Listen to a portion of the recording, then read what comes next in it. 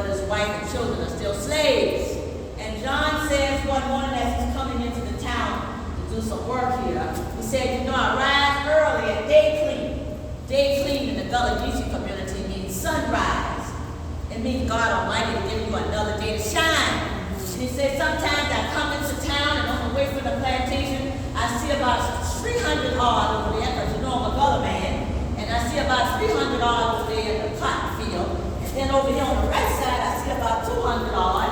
I come back, look like about 150 odd, and over here look like about 75, and I can tell it's some kind of train that's coming to the plantation, and it's just making the people disappear. Now, if I find out for true where it's going, I'm getting on board. Now, to hear me, they say that there's some type of general down there in Fort Pulaski, and they say he's freeing the slaves. They can just get down there on the raft. So we're making these rafts, and we're going to put it right down there by the river. When I come into town, I'm going to be leaving, and when I leave, I'm going to take my wife and churn, and we're going to go down that river. They said, John, you can't go. John said, why I can't go? Don't you remember, John, you got a wife and three children, you just had a newborn baby.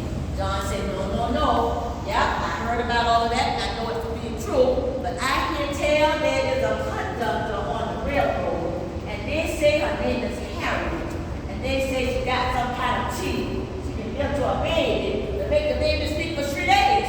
So I'm getting ready to move, and to the bottom base of the bark of the tree was a Spanish moss that was pushed toward the East River for directions, and then there was a man there in the stitching, and a boat, and a man on the other side.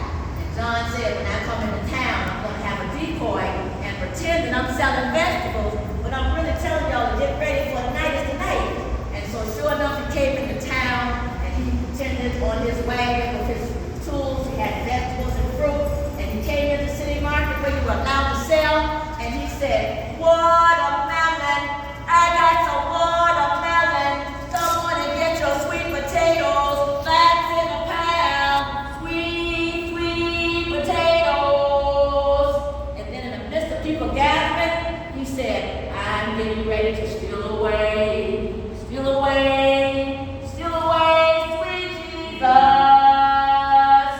Ain't got time to stay there. They said, oh God, he's getting ready to go. He's so stubborn, he's going to get caught. No, he ain't going to get caught. He said, if you got faith, you can go with us tonight. Now, don't try to come the second night, because they said on the first night of the full moon.